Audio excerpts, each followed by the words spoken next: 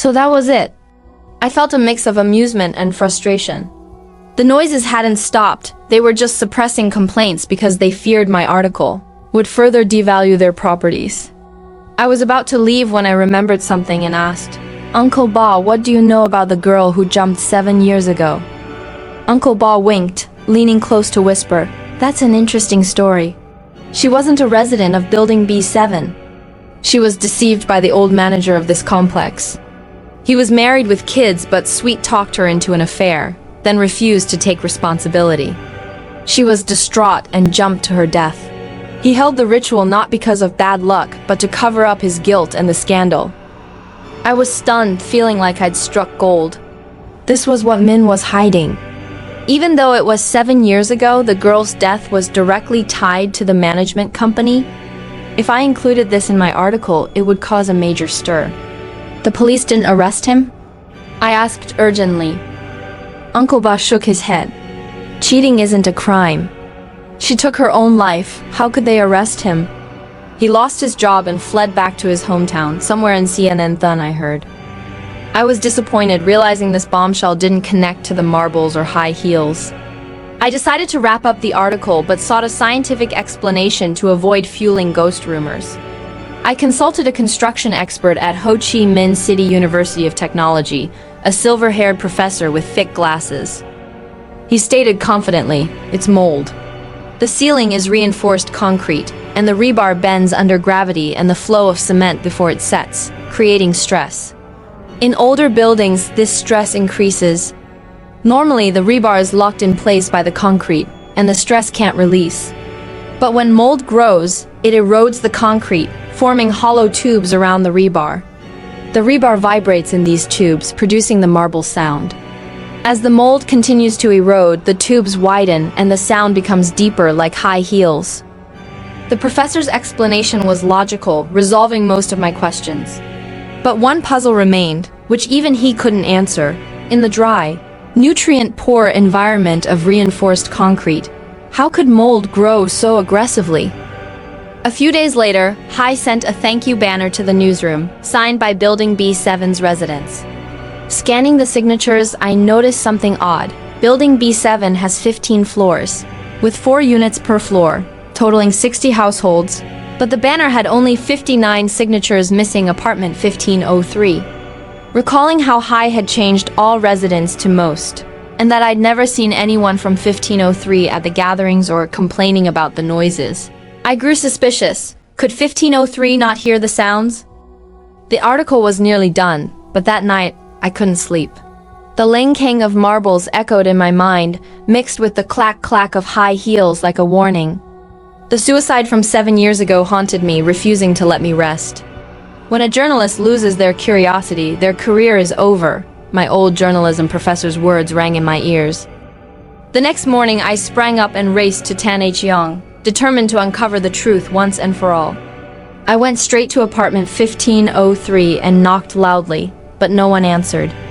After a while, Hai opened the door of 1504 across the hall, surprised. "Mr. Thun, why are you here? Who lives in 1503? Why have they never shown up?" I demanded. Hai averted his eyes, stammering, "That place is empty, no one lives there." But under the pressure of my stare, he broke, sweating profusely, and confessed, I broke through the wall to 1503 when renovating my place. I planned to negotiate with them to avoid a fine, but no one's been there for a year. I went in and took some jewelry, just a necklace and a ring. I was stunned, my heart pounding. Broke through the wall? How could that be so easy? A concrete wall wouldn't give way just for renovations. I demanded that Min, the manager, join me to inspect 1503. Entering without permission was illegal, and I couldn't risk it. Min's face paled when he heard, his voice trembling. "The wall and floor were tampered with. This is big trouble." He called a few guards, bringing hammers and shovels, and they began digging into the wall and floor near the breach. With a dry crash, the concrete crumbled, dust clouding the air. When it settled, everyone froze, speechless. Among the broken concrete was a small, blackened mass, covered in white mold. The mold spread along the rebar like a spider web, likely infiltrating the entire building. The mass, though decayed, had the unmistakable shape of tiny limbs, a newborn skeleton, curled up as if sleeping. This skeleton was the perfect breeding ground for mold. Combined with the professor's theory, the mystery of the marbles and high heels was solved. Mold eroded the concrete, forming hollow tubes, and the rebar's vibrations created the sounds. As the tubes widened, the sound deepened, resembling high heels. But the noises were no longer the issue. I immediately called the Tân Phú District police, who arrived and sealed the scene. Min, trembling, revealed the final piece he'd hidden. Apartment 1503 was bought by the old manager to live in. He must have done something horrific. The former manager, though living in CNM Thun, was quickly arrested. During questioning, he confessed that the young woman was pregnant. But as he was married with children, he hid her in apartment 1503. The baby was stillborn, and she, devastated, jumped to her death. To cover it up, he hid the infant's body in the concrete floor, staging renovations to silence suspicions. The police suspected he intentionally killed the baby, but the body had decomposed into bones, leaving no evidence for a conviction. He might escape justice despite the truth being exposed. My article, published in Saigon New Day, under the headline, "The Secret Beneath the Concrete Floor," caused a citywide uproar. People were outraged, demanding punishment for the former manager. The police tried charging him with desecration of a corpse, but the 7-year statute of limitations under Vietnamese law had expired. He was released, though the deaths of the woman and child were likely tied to him. I was furious but powerless. Back at the newsroom, I received shocking news from the editor-in-chief. He called me into his office, his face stern. "Thun, your article's been challenged. The Tân Hương management and Building B7 residents are accusing you of spreading false information, causing panic. The complaint's been sent to the Tân Phú District People's Committee." I was stunned, unable to believe my ears. Impossible! I helped them solve the noise mystery, and they sent a thank you banner. How can they accuse me now? I rushed to Tân Hương, but in the lobby of Building B7, Hai and the residents surrounded me, hurling insults, calling me a liar and denying the marbles and high heels entirely. "Your conscience is rotten, making up stories," one shouted. "Reporters like you are vultures feeding on garbage." Another yelled. Hai, who'd once begged for my help, now looked at me like a stranger. I was bewildered, unable to comprehend what was happening. Running to the complex's gate, I found Uncle Ba, the guard. He shook his head, refusing to talk. "Min chewed me out and told me not to speak with you." But after my pleading, he sighed and revealed. "Your article made the whole district know about the body in Building B7. Property values dropped by a third. To them, losing money is an unforgivable sin.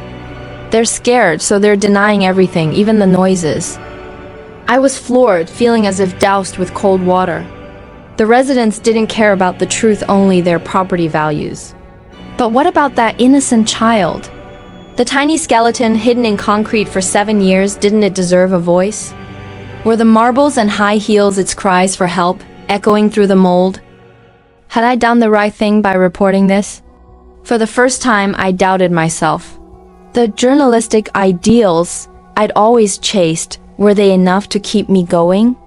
"Fire isn't extinguished by winter snow, but by autumn winds," I muttered, my heart growing cold. Back at the newsroom, the editor-in-chief called me in, his voice heavy. "Thun, after discussion, the editorial board feels you're no longer suitable for Saigon New Day. Don't overthink it, we just want you to lie low for a while. The corporation has a side magazine, Mysterious Cases, focusing on urban legends and strange stories. Your style fits it perfectly. I've arranged for you to be the lead reporter there, with good benefits. Work there for 1.5 years, and I'll find a way to bring you back." I gave a bitter laugh. Mysterious Cases was a failing publication, always in the red, on the verge of being axed. Last year, I'd even voted to cut it. What irony. But I was too drained to argue. "Fine, starting next week, I'd be the lead reporter for Mysterious Cases, continuing to chase the truth in the shadows. Thank you, dear listeners, for tuning in. Please subscribe to the channel to catch more intriguing stories to come.